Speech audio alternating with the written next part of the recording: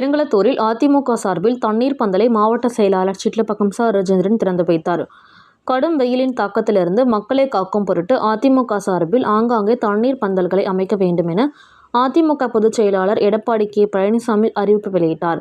அதன் அடிப்படையில் அதிமுக பெருங்களத்தூர் பகுதி கழக செயலாளர் சீனுபாபு தலைமையில் பெருங்களத்தூர் 56வது வட்ட செயலாளர் பிரேம்குமார் அவர்கள் ஏற்பாட்டில் பெருங்களத்தூர் அம்பேத்கர் சிலை அருகில் அமைக்கப்பட்ட தண்ணீர் பந்தலை செங்கல்பட்டு மேற்கு மாவட்ட கழக செயலாளர் சிட்லப்பாக்கம் ச. ராஜேந்திரன், முன்னாள் அமைச்சர் டி.கே.எம். சின்னையா ஆகியோர் கலந்து கொண்டு தண்ணீர் பந்தலை ரிப்பன் வெட்டி திறந்து வைத்தனர். பின்னர் பொதுமக்களுக்கு தர்பூசணி, வெள்ளரி, நீர்மோர், பழரசம், இளநீர் உள்ளிட்டவைகள் வழங்கினர். இதில் கழக நிர்வாகிகள் பெருங்களத்தூர் இளைஞரணி சசிகுமார், ஆர். கார்த்திகேயன், என். கிருஷ்ணமூர்த்தி, என். நித்யானந்தன், சுனில் கவாஸ்கர் மற்றும் மகளிர் அணியினர், பெருங்களத்தூர் பகுதி கழக வட்ட கழக நிர்வாகிகள் திரளாக கலந்து கொண்டனர்.